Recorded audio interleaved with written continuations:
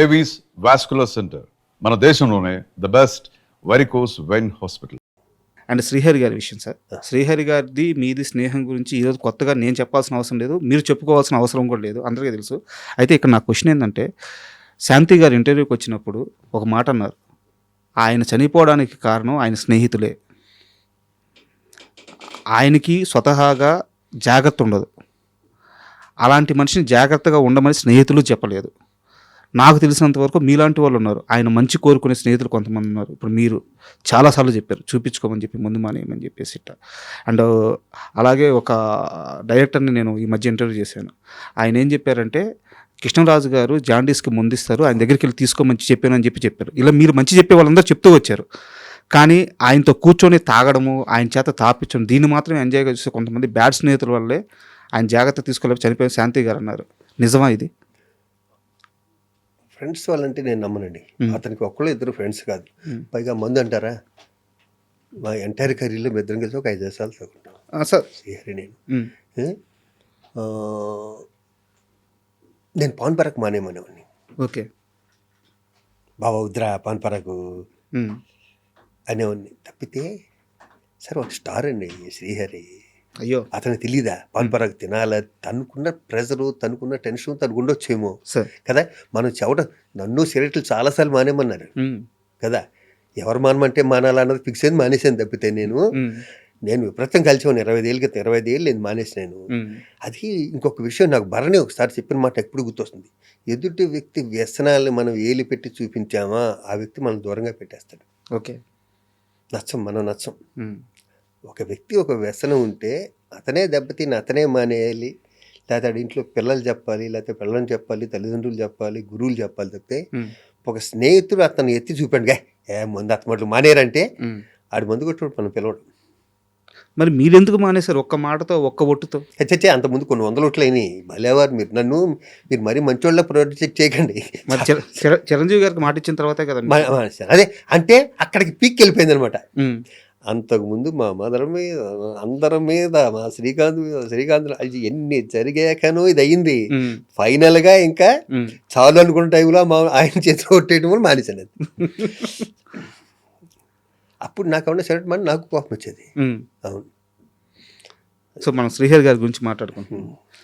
So ఆయన చనిపోవడానికి ప్రధానమైన కారణం ఏంటి అంటే, ఇప్పటికీ కూడా చాలా ఉన్నాయి సార్. అంటే డాక్టర్లు సరిగ్గా ట్రీట్మెంట్ అంటున్నారు. నాకు తెలియదమ్మా నిజంగా, నాకు సడన్ సర్ప్రైజ్ ఇది. కానీ అప్పటికే చిక్కుపోయాడు మనిషి. శాంతి పువ్వులో పెట్టుకుని చూసుకుంటుంది మరి తన్ని. అసలు అంటే హెల్త్ నెగ్లెక్ట్ చేశాడా? హెల్త్ నెగ్లెక్ట్, బాంబే నుంచో ఢిల్లీ నుంచి వచ్చాడు అప్పుడు సార్, అక్కడ ఉన్నాడు.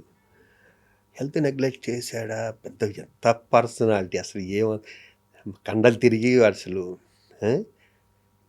నేను ఎక్స్పెక్ట్ చేయలేదు. అది నేను ఎక్స్పెక్ట్ చేయలేదు. అండ్ ఇప్పుడు మీరు చెప్పారు కృష్ణరాజు గారి దగ్గరికి తీసుకెళ్ళండి ఇది ఇస్తారన్నది కూడా చనిపోయాక తెలిసింది నాకు. ఓకే, మా బావ చనిపోయాక, శ్రీహరి చనిపోయాక అక్కడ మాటల్లో ఎలమన్నాం అని ఒకళ్ళు అంటున్నారు. వి సముద్ర గారు సార్ నాకు చెప్పింది, డైరెక్టర్ వి సముద్ర గారు నాకు చెప్పారు ఆ మాట. ఆయన చెప్పారంట. సముద్ర డెఫినెట్గా చెప్పారు. సముద్ర క్లోజ్ కొంచెం, ఎంతమందికి డైరెక్టర్కి లైఫ్ ఇచ్చాడో. అండ్ మీరు ఒక ఇంటర్వ్యూలో మాట్లాడుతూ, శ్రీహరిని వాడినట్టు నేను ఎవరిని వాడలేదు, బావ రారా ఒక వీళ్ళకి ఒక 50,000 కావాలంటే రాసి ఇచ్చేసేవాడు అని చెప్పారన్నమాట. శ్రీహరినే కాదు, నా ఫ్రెండ్స్ అందరినీ నేను ఇస్తూ, నా ఫ్రెండ్స్ గ్యాంగ్ ఉంటుంది సార్, అందరినీ మొత్తం. ఇప్పుడు ఈసీ మీటింగ్కి ఒకసారి బావ రారా అంటే షూటింగ్ రా ఒకసారి వచ్చి వెళ్ళిపోరా అన్న. అంటే 2 వ్యక్తులు గుంట్లో బాలే. మాలో బిజీ ఎవరు, మాలో ఎక్కువ తీసుకునేది ఎవరు అంటే శ్రీహరే. శ్రీహరే ఎక్కువ తీసుకునేవాడు. అందుకే బావ రే ఈడికో 25,000 రాయి, ఈడికో 25,000 రాయి, ఒరే దీనికి ఇంటికి వచ్చి తీసుకెళ్ళవచ్చు కదా నన్ను ఇప్పుడు ఈసీ మీటింగ్ పెట్టి షూటింగ్లో అనేవాడు పాపం తన్ని బాగా. నేనంటే కాదండి, నేనంటే న్యాచురల్ కాదండి అసలు. అవునవును. అండ్ కోట గారి విషయానికి వస్తే సార్, కోట గారు చాలా బాధపడుతూ, మీరు ఒక పొజిషన్లో ఉన్నారు, మీకు ఒక లెటర్ రాస్తే మీరు అంతే స్థాయిలో ఆయనకి, అంటే అది భీమవరం సెటైర్ ఏమో నాకు తెలియదు, అది నువ్వు ముందు సరే ఏం జరిగిందో మీరు చెప్పండి. ప్రెసిడెంట్ అయ్యా, ప్రమాణ స్వీకారం చేసి ఇటు తీసుకుని లెటర్ ఉంది అక్కడ. First letter first letter first ఇచ్చి ఆఫీస్ వాళ్ళు వచ్చారు లెటర్ కోటగారు రాశారంటే చదివాను. గౌరవనీయులు అదే దెబ్బ కొట్టింది ఫస్టే నన్ను. మన ప్రెసిడెంటే తను ఒక విధంగా పిలుస్తాడు కదా నన్ను, ఎరా శివ అనేది పిలుస్తాడు కదా, ఇక్కడ గౌరవనీయులైన ప్రెసిడెంట్ శివాజీ రాజా గారికి అయ్యా పరభాష అన్నట్లు వచ్చి మా మీద ఇక్కడ ఎక్కి తొక్కేస్తుంటే మీరు ఏంటి కాదు గంట కూడా అవ్వలేదు నేను అయ్యి వచ్చి పరన్నట్లు వచ్చి తమిళ నుంచి అక్కడి నుంచి ఎక్కించి వచ్చేస్తానంటే నేను అయ్యా ప్రముఖ నటులు కోటా శ్రీనివాసరావు గారికి హృదయపూర్వకంగా నమస్కరిస్తూ శివాజీ రాజా వ్రాయినది మీరు కూడా తమిళ్లోను కన్నడలోను మానేస్తే వాళ్ళు కూడా మనం చూద్దాం సార్, ముందు మీరు అది మానేయండి అన్నాను. ఫోన్ చేశాడు, నేను ఇది ఎక్స్పెక్ట్ చేయలేదురా, ఎక్స్పెక్ట్ చేస్తుంటే నీకు లెటర్ రాసేవాని కాదు అన్నాడు. మనం వెళ్ళి ఆ లాంగ్వేజ్లో ఇప్పుడు లేదమ్మా, అది ఆ లాంగ్వేజ్ ఈ లాంగ్వేజ్ ఉన్నప్పుడు లేదు. మన వాళ్ళు హ్యాపీగా హిందీలో చేస్తున్నారు, మలయాళం కన్నడ బెంగాల్ అన్ని సినిమాలు చేస్తారు మన వాళ్ళు వచ్చేస్తున్నారు. ఇప్పుడు దీన్ని ఎవరు ఏం చేయలేరు. ఇప్పుడు తెలుగు ఇండస్ట్రీ అనేది ఇండియాలో నెంబర్ 1 పొజిషన్లో ఉంది. ఉంది అంటే హిందీ వాళ్ళు రావాలి, అందరు రావాలిగా, అంతే. దీన్ని ఇప్పుడు అసలు ఆ టాపిక్ మాట్లాడకూడదు కూడా ఇప్పుడు మనం. అండ్ మీరు ఇందాక మాట్లాడుతూ తెలంగాణ శకుంతల గారి గురించి చెప్పారనమాట. అదే వీళ్ళు ముగ్గురు చెప్పినట్టే ఆవిడ బ్యాంకాక్ వెళ్ళింది షూటింగ్. బ్యాంకాక్ షూటింగ్ వెళ్ళాక ఆవిడకి హార్ట్ అటాక్ వచ్చింది. డబ్బుల్లో చిన్న ప్రొడక్షన్, హాస్పిటల్లో ఉంది. నాకు అంతంత మాత్రం ఇంగ్లీషు, వాళ్ళకి అసలు ఇంగ్లీషే రాదు అక్కడ. బ్యాంకాక్ ఆ డాక్టర్స్కి వాళ్ళకి వెళ్ళిను. నేను మధ్యలో ఎవరినో ఒకరినో పట్టుకుని అక్కడ ప్రొడక్షన్ వైజ్ ఆడుతూ మొత్తానికి వెళ్తే నేనున్నాను, నేను చూసుకుంటానమ్మా, మీకెందుకు, మేము ముందు ఇక్కడికి రండి, మిగతా అంతా నేను చూసుకుంటానని చెప్పి వచ్చేస్తే ఆవిడ ఆ రోజు ప్రెస్ మీట్ చెప్పింది, నాకు శివాజీ ఉంటే చాలు, నాకు ఎవరు ఇందాకన్నా శివాజీ రాజు ఉంటే చాలు, నాకు ఎవరు లేకపోయినా పర్లేదు, వాడు నన్ను బంగారంలో చూసుకుంటాడని. ఆవిడ చనిపోయాక ఆవిడని ఐస్ పెట్టి తీసుకొస్తాను కదా, దాని మీద శివాజీ అని ఉంది. దేవుడు తట్టుకోలేకపోయాడు. ఆవిడ మాట నిలబెట్టుకుంది. అంటే కంపెనీ పేరు అదే ఏదో మొత్తానికి. అంటే ఆవిడ బ్యాంకాక్లో ఉన్నా కూడా నేను ఇప్పుడు పదవులు కూడా లేను. నేను బ్యాంకాక్లో ఉండే ఇలా కొంచెం పెద్దోళ్ళకి ఏదో నాకు సచ్చినాడు కేకేల్ సచ్చినాడు గారు కానీ మేమంతా రోజు ఫోన్ చేసుకునే టైపే. అవును, అంత పెద్ద అయినా అంత సీనియర్ అయినా కూడా వాళ్ళు నాతో వాళ్ళకి ఆ బిహేవియర్ నేను కంఫర్ట్గా ఉంటాను వాళ్ళకి. అవును. అండ్ తేజ గారి విషయానికి వస్తే సార్, చాలామంది ఈ మధ్య ఇంటర్వ్యూ చేస్తా తేజ గారు చాలామంది పరిచయం చేస్తారు కదా, వాళ్ళందరూ ఇంటర్వ్యూ చేస్తా ఒక అతను అడిగాను, తేజ గారు మిమ్మల్ని కొట్టారా అని అడిగాను. నన్ను కొట్టలేదు కానీ కొట్టుంటే బాగుండేదని చెప్పి సినిమా అంతా బాధపడ్డాను, ఎందుకంటే తేజ గారు కొట్టిన ప్రతి ఒక్కరు స్టార్ అయిపోయారు. ఎందుకంటే తేజ గారితో మీకున్న అసోసియేషన్ ప్రత్యేకంగా చెప్పాల్సిన అవసరం లేదు. నాకు చాలా ఇష్టం తేజ అంటే. తేజకి నేనంటే తేజని నేను ఇష్టపడే కన్నా నన్ను ఎక్కువ తేజ ఇష్టపడతాను. ఎందుకంటే ఎవరో ఒకరు సబ్జెక్ట్ చెప్పడానికి వెళ్ళి ఇలా షూటింగ్ చేస్తాను, ఈ క్యారెక్టర్ శివాజీరాజు ఏం సరే, అతని సినిమాలే కాదు, అతని దగ్గరికి ఎవరో సబ్జెక్ట్ చెప్పడానికి వెళ్తే మొన్న మధ్య జరిగింది. నేనంటే అంత ఇష్టం, చాలా ఇష్టం. అంటే కొడతాడు అంటే కొట్టడు కానీ సడన్గా కోపం వస్తుంది. అది ఎందుకు వస్తుందో తనకు కూడా అర్థం కాదు, వచ్చేస్తుంది, టక్కన వస్తుంది కోపం. వచ్చి ఒక 10 నిమిషాలు కొంచెం పిన్ డ్రాప్ సైలెంట్గా ఉంటే మళ్ళీ మామూలుగా మళ్ళీ షూటింగ్ మామూలుగా జరుగుతుంది. భరణి అన్న నేనన్నా చాలా ఇష్టం, మేము ఇద్దరం చాలా క్లోజ్గాను. దేవుణ్ణే నమ్మన శివాజీ రాజా గారు చుట్టూ దేవుడు అంటే ప్రాణాలు ఇచ్చేసి దేవుడి కోసం భక్తితో పరవశించిపోయే మనుషులను ఎందుకు పెట్టుకున్నారు? వాళ్ళు వచ్చారే మళ్ళా దేవుడే ఏర్పాటు చేశాడు అనుకుందాం. మీరు గమనించారా, శ్రీకాంత్ గారు కానీ భరణి గారు కానీ వీళ్ళందరూ కూడా అసలు విపరీతమైన భక్తి వాళ్ళకి. ఇంకా భరణి గారి గురించి ప్రత్యేకంగా చెప్పాల్సిన అవసరం లేదు. సో మరి మీ స్నేహం అందరూ వీళ్ళందరితో ఉంటుంది. వాళ్ళిద్దరూ నాకు చాలా కావాల్సిన వ్యక్తులు, చాలా వ్యక్తులు. దేవుణ్ణి నేను నమ్మను అంటే ఏదో ఇందాక చెప్పాను కదా, పంచభూతాలు ఏదో పవర్ ఉంటుందని నమ్ముతాను కానీ ప్రత్యేకించి చిత్తం దేవుడు అన్నది నాకు కాదు. అంటే ఇంత స్ట్రాంగ్ మైండ్ సెట్ రావడానికి కారణం ఏంటి భక్తి విషయంలో? ఎవరు మీకు? మరి నేను ఎల్లుగురిలో ఎవరైనా ఎల్లుంటారా? తెలుసు సార్, నేను అనేది ఏంటంటే దేవుణ్ణి చూసే ప్రాస్పెక్టివ్లో మీకు ఒక స్ట్రాంగ్ మైండ్ ఎందుకు అనిపించే. ఎండమూరి వీరేంద్రనాథ్ నవలో కొన్ని ఇది మనకి ఎక్కడో ఎండమూరి వీరేంద్రనాథ్ ఒక నవల్లో చెప్తాడు, లేకపోతే పర్సనల్ అతను ఇంటర్వ్యూలోను, దేవుడు రకరకాలుగా చూస్తారు, నేను చూసే విధానం వేరు, నాకు అది నేను కరెక్ట్గా చెప్పట్లేదు. ఈ మధ్యన కలిసానండి మురళీధరరావు గారిని. బట్ ఆయన మాటలు మీ మీద ప్రభావం ఆ చూపించాయి. మాటలు అప్పట్లో ఆ వయసులో నా మీద చేసినవి ఉమ్, దేవుడు నమ్మకపోవటం అంటే ఏం లేదు. మరి నేను నన్ను శ్రీకాంతులు గారిని బర్ని వీళ్ళందరూ ఎన్ని గుళ్ళకి ఎక్కడెక్కడ ఎన్ని దేశాల్లో గుళ్ళకి వెళ్ళామో తెలియదు నన్ను. అది కాదు నమ్మకపోవటం కాదు, కానీ ఈ వ్యక్తి దేవుడు అంటే నమ్మను. ఓకే. నేను నేను నమ్మకపోవటం దేవుని కాదు, బాబాలని ఉమ్, బాబాలను నమ్మను.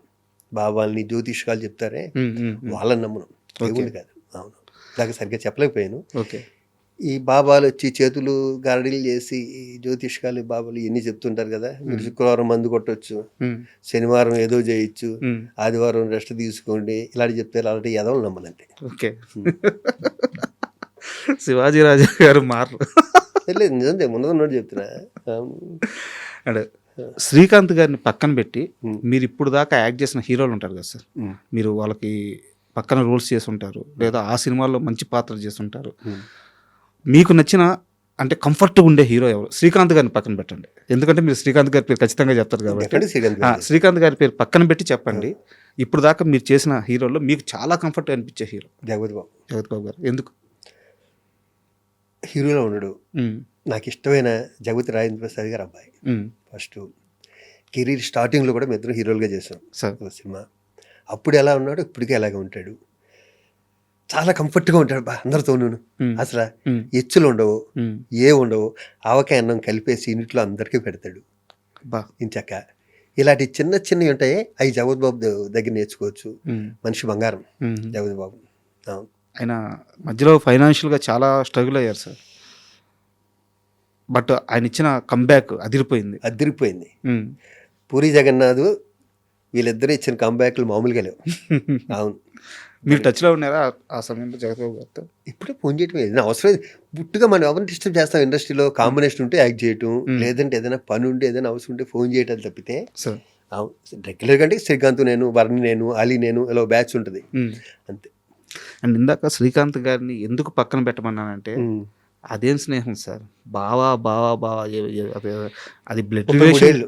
బ్లడ్ రిలేషన్ మించిపోయింది మీది. ఏంది ఆ స్నేహం ఏంది? అది వాళ్ళ ఎలా ఎంత అంత బాగా ఎలా కూర్చుంది? ఇష్టం, ఒకళ్ళ వాళ్ళంటే ఇష్టం. ఉమ్, మా ఇద్దరికి బిజినెస్ లేవు, ఎప్పుడు చెప్పి మా ఇద్దరికి బిజినెస్ లేవు. ఉమ్, అవును, మా ఇద్దరి మధ్యన కూడా పెట్రోల్ షోలు పెట్టేశారు ఇప్పుడు చాలాసార్లు. మా ఇద్దరం పట్టించుకోలేదు అంతే, కాబట్టి ఇంతకాలం ఉన్నాం.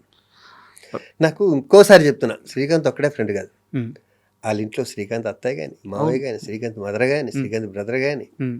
అందరూ క్లోజ్. దానివల్ల ఎక్కువ comfort. మీ ఇద్దరి మధ్య మర్చిపోలేని ఒక ఇన్సిడెంట్ ఏదన్నా కావాలి? కొన్ని వందలు ఉన్నాయి, కొన్ని వందల ఇంటర్వ్యూలో చెప్పేసాను, బోలెన్ ఉన్నాయి. నాకు ఒక్కటి కావాలి అంటే మా వ్యూవర్స్ కోసం, ఆ, ఇదిరా వాళ్ళిద్దరి మధ్య బాండింగ్ అనే ఒక ఇన్సిడెంట్ ఉంటుంది కదా సార్, ఒకరికొకరు తోడుగా నిలబడింది ఏదో ఒక సందర్భంలో, అలాంటి ఒక ఇన్సిడెంట్ కావాలి సార్. నాకు చాలా పెద్ద అదే గుర్తు చేసుకోకూడదంటే ఇది లింకులు ఉంటుంది దీంట్లో, దగ్గర ఆ లింకులు చెప్పాల్సి వస్తుంది. సార్. పెద్ద యాక్సిడెంట్, 13 రోజులు కోమా. అవును 20 రోజు తర్వాత నేను మధురనగర్లో ఉండేవాడిని, సార్. ఒక డూప్లెక్స్ హౌస్లో. అది ఏమైందంటే నేను వస్తున్నాను, ఇంట్లో వాళ్ళు కంగారు ఉంటుంది కదా, మా మదరో మా అత్తగారో తెలీదు, కీ పడేశారు. ఉమ్, ఇప్పుడు ఇంట్లోకి వెళ్ళటానికి లేదు, నేను స్ట్రెచ్చర్ మీద తీసుకొచ్చాను, దీని మీద ఇంట్లోకి వెళ్ళటానికి లేదు. పాలు కొట్టే పగిలే తాళాలు కూడా కదా, మొత్తం డోర్ తీసే ఏదో అంతే కదా. సెక్యూరిటీ లాకుండా కదా, అలాంటిది. వీడు ఎంత ముండోడంటే ఈ పక్క గేట్ ఎక్కి మనిషి అందదు, ఉమ్, అక్కడి నుంచి పడితే అయిపోతున్నాయి. 4వ అంతస్తు నేను ఉండేది, ఉమ్, దాన్ని పట్టుకుని మొత్తానికి పైకెక్కి ఆ డోర్లోంచి వెనక నుంచి మెయిన్ గేట్ దగ్గర, మెయిన్ డోర్ దగ్గరికి వచ్చి ఆ లోపల లాక్ ఓపెన్ చేశాడు. బా. నేను అన్నా, రే నేను బతికి వచ్చాను, నువ్వు వెళ్ళిపోయాడు హాస్పిటల్కి, ఉమ్, ఎందుకు వచ్చింది అన్న. ఎందుకంటే నేను అక్కడ పట్టుకున్నాను, అలాగా హాస్పిటల్ నుంచి వచ్చినప్పుడు ఫస్ట్ పడుకుంటాడుగా. అవును అవును, ఆయన చూడలేకపోతున్నారు అది మీరు అది నిలబడి. చూస్తుంటే లోపల తాళాలు తీసుకురండి, ఒకటి అమీర్పేట వెళ్ళండి, ఒకటి అక్కడికి వెళ్ళి ఇక్కడికి వెళ్ళండి అంటున్నారు. ఉమ్, ఏది వెళ్ళినా 1 అవర్ పడుతుంది. అవును. గ్రేట్. నా గురించి అది ప్రాణాలకి రిస్క్ వేయటం. అది నేను చాలా ఈజీగా చెప్పేస్తాను, ఇలా వెళ్ళాడు అలా తీసుకొచ్చాడని. అది 4 అంతస్తులు ఎక్కడ ఉంటే మాట్లాడు. 4 అంతస్తులు కాదు, అంటే డ్యూప్లెక్స్ కదా, 3 అంతస్తు 4 అంతస్తు కదా, 3వ అంతస్తు నుంచి 4వ అంతస్తు బాల్కనీకి వెళ్ళి అక్కడి నుంచి దూకి ఆ తలుపు తీసుకుంది, అక్కడి నుంచి కిందకి మెట్లు దిగొచ్చి ఈ మెయిన్ డోర్ తీశాడు. That's of. సూపర్. పోలీ ఇలా చెప్పుకునే అవకాశం వచ్చింది, ఆడితే ఎప్పుడు చెప్పలే. ఇప్పుడు అలీ గారితో ఎలా ఉంది సార్ మీ రిలేషన్? సూపర్. మీ ఇద్దరం ఒకళ్ళంటే వాళ్ళు కమల పిల్లం అనుకుని అలీ నేను. అందుకే అసలు అడిగింది. మీ ఇద్దరు మొన్న కృష్ణారెడ్డి గారి సినిమాలో 2 days 2 hours గెలిచిపోయింది మా ఇద్దరికి. ఎందుకంటే ఆ యూనిట్తో మాకున్న అనుబంధం ఒకటి, మా శరత్, అవును. మా సుచిత్ర, మా డాన్స్ మాస్టర్ సుచిత్ర, అందరినీ చూసి ఉప్పొంగిపోయాం ఇద్దరం. అవును, చాలా ఆ 2 రోజులు మాకు 2 నిమిషాల్లో గడిచిపోయింది. సార్ మీరు ఎందుకు సార్ అసలు సినిమాలు చూడరంటే? ఏమో మొన్న వచ్చి చూశాను ఇక్కడ, మొన్న చూశాను ఈ మధ్య 2 సినిమాలు చూశాను. అలాగా సార్, నాకు తెలిసి మీవే చాలా సినిమాలు కూడా మీరు చూసి ఉండలేదు అని చెప్పి నాకు తెలిసింది. చూడలేదు, నేను డబ్బింగ్లో చూసాక సరిపోతుంది అనుకుంటాను. ఇక ఎత్తుకో నాకు అస్సలు ఈ ఫీల్డ్లో ఉండి సినిమాలు తక్కువ చూసినలో నేను ఒకటి. దీని మీద ఒక పెద్ద గొడవ కూడా జరిగింది ఒక మూమెంట్లో. ఎవరు, ప్రకాష్ రాజు, రవితేజ సముద్రం షూటింగ్లోనే. ఈడ అసలు సినిమాలు చూడడం ఎందుకో చూడను, దానికి వెళ్ళి మంచి సినిమాలు చూస్తాను సార్. ఇప్పుడు మనం ఒక ఎగ్జామ్ రాస్తాం సార్, మార్క్స్ అయితే చూసుకోవాలి కదా. చూసుకోవాలి. అంటే ఇప్పుడు మీరు సినిమా చేయడం అనేది ఎగ్జామ్ లాంటిది అయితే, తెర మీద చూసుకొని ఆడియన్స్ రియాక్షన్ అనేది మార్క్స్ లాంటివి. మీరు ఆ రియాక్షన్ నుంచి అవి పట్టుకోకపోతే లెర్నింగ్ అనే ప్రాసెస్ మీకు ఎక్కడి నుంచి వచ్చింది? సో మీరు అచీవ్ చేశారు, సక్సెస్ అయిపోయారు. సో ఎక్కడి నుంచో నేర్చుకున్నారు మీరు. అయితే మీరు చేసిన సినిమా నుంచో లేకుంటే వేరే వాళ్ళు చేసిన సినిమా యాక్టింగ్ నుంచో మీరు ఏం నేర్చుకోలేదు. శివాజీ రాజా కెరీర్ స్టార్టింగ్లో ఫిల్మ్ ఇన్స్టిట్యూట్లో నేర్చుకున్నా సరే, ఎదిగే క్రమంలో ఎప్పటికెప్పుడు అప్డేట్ అవ్వాలి కదా. ఆ అప్డేషన్ మీకు ఎక్కడి నుంచి వచ్చింది? దీనికి ఎలా సమాధానం చెప్పాలి?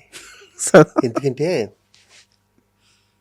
నేను ఇప్పటికీ మంచి ఆర్టిస్ట్ అంటే నాకు ఇబ్బందిగా ఉంటుంది నిజంగా, ప్రామిస్. ఇది నేను ఏదో చెప్పుకోవడం కాదు. మేము చేసి ఎన్ని క్యారెక్టర్స్లో ఒక 500 సినిమాలు చేస్తే దాంట్లో 400 సినిమాలు ఒకేలా ఉంటాయి సార్ కదా. ఇంకా 100 సినిమాల్లో ఒక 25 హిట్ అయి ఉండొచ్చు.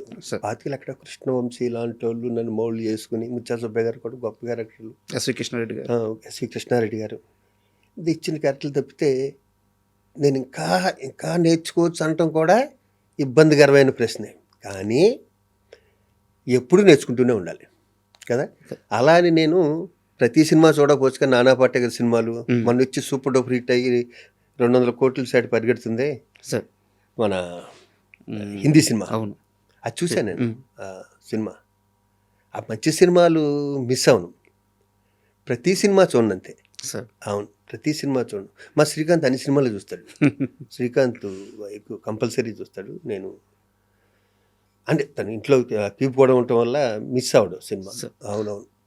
అండ్ సినిమాల విషయానికి వస్తే సార్, కల్లు సినిమాతో హీరో అయ్యారు. హీరోగా సస్టైన్ అవ్వడానికి నాకు తెలిసి ఒక 4 నుంచి 5 సంవత్సరాలు లేదా ప్రయత్నించారు. కొన్ని ప్రయత్నాలు అయితే చేశారు మీరు. బొబ్బిల్ రాజా తర్వాత మీరు ఒక సపరేట్ ట్రాక్ తీసుకున్నారు. అంటే ఒక పెద్ద సక్సెస్ వచ్చింది బొబ్బిల్ రాజాతో ఆర్టిస్ట్గా, అంటే హీరోగా కాకుండా ఆర్టిస్ట్గా పెద్ద సక్సెస్ వచ్చింది. నిజానికి ఆ సక్సెస్ రాకుండా ఉంటే బాగుండేదే. ఇది చాలామంది అన్నారు ఈ మాట, కొత్తలో చాలా గ్యాప్ తర్వాత మీరు అంటున్నారు అన్నమాట. నాకు తెలిసి మీడియాలో ఎక్కడ నేను వినలేదు. మీ తోటోళ్ళు చాలా మంచిగా వచ్చినది. మీరు ఇక్కడ గుర్తుపెట్టుకోవాల్సింది ఏంటంటే, శివాజీ రాజా అన్న వ్యక్తికి బ్యాక్గ్రౌండ్ లేదు సార్. మా ఇంట్లో ఎవ్వరు సినిమా ఫీల్డ్కి సంబంధించిన ఒక్కరు కూడా లేదు, తెలియదు కూడా వాళ్ళకి. సినిమాలు చూడటం తప్పితే నేనేదో అటు ఇటు తిరిగి ఏదో వర్కౌట్ కాకిట్టు వచ్చిన బాబతులో నేను ఒకరిని. చదువు దబ్బగా అల్లరి చిల్లరగా తిరుగుతూ ఏదో ఒకటి దొరుకుతుందా అని పట్టుకున్న తాడు దొరికింది ఇక్కడ. ఇలాంటి టైంలోనూ కొంచెం ఫైనాన్షియల్ ప్రాబ్లమ్స్ ఉంటాయి. నేను హీరో అవుతూ కళ్ళు తర్వాత నేను 8 నెలలు వెయిట్ చేశాను. వెయిట్ చేశాక హీరోగా ఛాన్స్ వస్తుందని, గుడ్డోడి సినిమాలు ఎన్నో వస్తాయి, 10 ఏళ్ళు కూడా వస్తుంది అంతే. నేను మళ్ళీ ఆ సినిమాలో నేను కళ్ళునే ఉండు కాబట్టి ఒక ఆర్ట్ ఫిల్మ్ ఏదైనా తీద్దాను, భారతీరాజా గారి దగ్గర నుంచి కవర్ వచ్చింది. కానీ పక్క వాళ్ళు ఎవరు ఏమన్నారంటే, దానికి నాకు తెలిసింది, ఇంతవరకు నువ్వు వేరే లాంగ్వేజ్ నుంచి తీసి రీమేక్ చేయలేదు కదా, ఇది ఎందుకు చేస్తున్నావు అంటే సినిమా అయిపోయింది. లేకపోతే ఆ భారతీరాజు గారి సినిమాలో చేసేవాడిని క్యారెక్టర్. రెండోది ఏంటంటే, నెలొచ్చే రోడ్డుకి మెస్ బిల్ కట్టాలి, ఇంటర్నెట్ కట్టాలి, బండిలో పెట్రోల్ పోయాలి కదా. ఇవన్నీ సక్రమంగా జరగాలంటే వచ్చిన క్యారెక్టర్ వచ్చినట్టు చేయాలి. నేను అప్పటికి గాంధీరాజు గారు నాతో విధాత అని సినిమా తీశారు, హీరో. కానీ దాని తర్వాత కూడా హీరో వచ్చింది, రాఘవేంద్రరావు దాంట్లో ఒంటరి పోరాటంలో విలన్ చేశాను నేను. ఎక్కడో క్యాప్ వచ్చేది ఆ హీరోకి విలన్కి మధ్యలో. అంతవరకు నేను కామెడీ క్యారెక్టర్లు చేయలేదు. రా రామానాయుడు గారు సురేష్ ప్రొడక్షన్స్కి రమ్మని చెప్పి ఈ మెయిన్ క్యారెక్టర్ బొబ్బిల రాజులోను శివాజీరాజుతో ఏందామంటే అప్పుడు ఈవివి సత్యనారాయణ కూడా డైరెక్షన్ డిపార్ట్మెంట్లో ఉండేవాడు. మన నాయుడు గారి దగ్గర ఓ సినిమా కూడా అశోక్ కుమార్ ఏదో డైరెక్ట్ చేశా, ముందు అనుకో తెలియదు. నన్ను పెట్టారు. పెట్టాక నాకేమవుతుందంటే అక్కడ నాకు ఇమిటేషన్ ఉన్నారు. ఇంకొకరిని ఇమిటేట్ చేయటం అయితే అది ఒక కళ, సపరేట్ కళ. అది అవునవును. నాకు అది రాదు. అది రాకపోవటం వల్ల మేమంతా ఒకేసారి వచ్చాం, బ్రహ్మానందం మేమందరం. వాళ్ళు సుధాకర్ మాకన్నా సీనియర్. వాళ్ళు బ్రెయిన్లో సుధాకర్ ఎవడో ఉంటాడు ఆ క్యారెక్టర్కి కదా. నేనేం చేసినా సుధాకర్ చేస్తాడు, అలా చేయడం అలా వచ్చేది కదా నాకు. అబ్బా అది చాలా ఇబ్బంది కూడా కదా ఆర్టిస్ట్. చాలా ఇబ్బంది. ఎందుకంటే ఇప్పుడు నా బ్రెయిన్లో నా ఓన్ పరుషులను నేను ఒకరిని పెట్టుకుందాం అనుకున్నా, మిమ్మల్ని ఇంకోళ్ళు పెట్టాను. నాకు ఆడు కనిపిస్తుంటాడు. నువ్వు అలా చేయాలంటే ఆడుండగా నేను ఎందుకు అలా చేయటం? అంతే కదా. మా సుధాకర్ ఉండగా నేను ఎందుకు అలా చేయటం?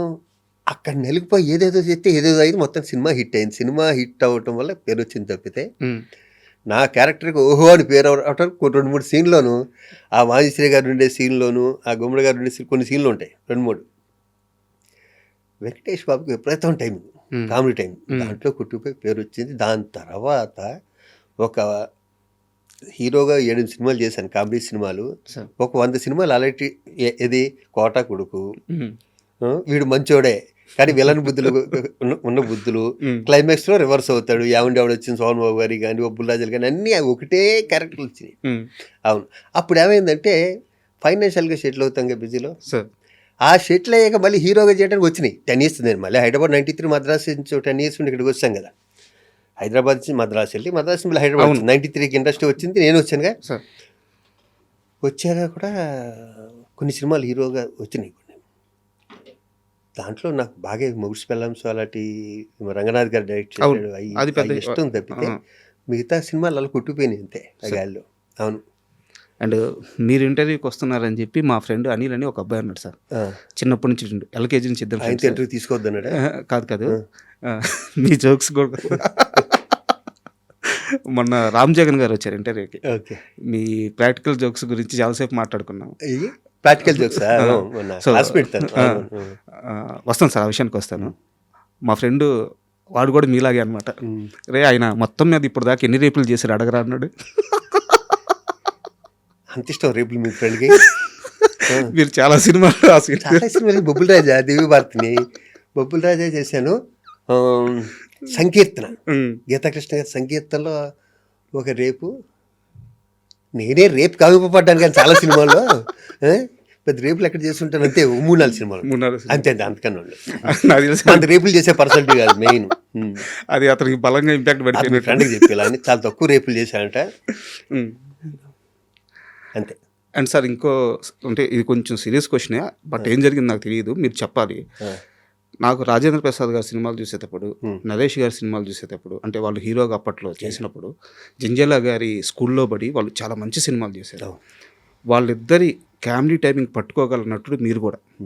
ఈయన ఎందుకు ఆ సర్కిల్లో పడలేదు అని నాకు చాలాసార్లు నేను అనుకున్న డౌట్, చిన్నప్పటి నుంచి ఉన్న డౌట్ ఇది. నాకు ఆ సినిమాలను ఆరాధించడం మొదలైనప్పటి నుంచి ఈయన కూడా ఈ టైమింగ్ పట్టుకోగలడు, ఈయన కూడా ఇది చేయగలడు, ఈయనకి ఈ సినిమాలు మ్యాచ్ అవుతాయి. ఉదాహరణకు ఒక సినిమా చెప్తాను సార్, అంటే నేను తప్పు అయి ఉండొచ్చో ఏమో, హై నాయకనా సంథింగ్ ఏదో నరేష్ గారిది ఒక సినిమా ఉంటుంది, టీచర్ క్యారెక్టర్. ఒక బాబుని వెళ్ళి అక్కడ మార్చాలి. నాకు ఆ సినిమా చూస్తున్నంతసేపు, అంటే నాకు మిగతా ఏ సినిమాలు అనిపించలేదు, నాకు ఆ సినిమాలో ఎక్కువసేపు మీరు కనిపించారు, ఎందుకు నాకు తెలియదు.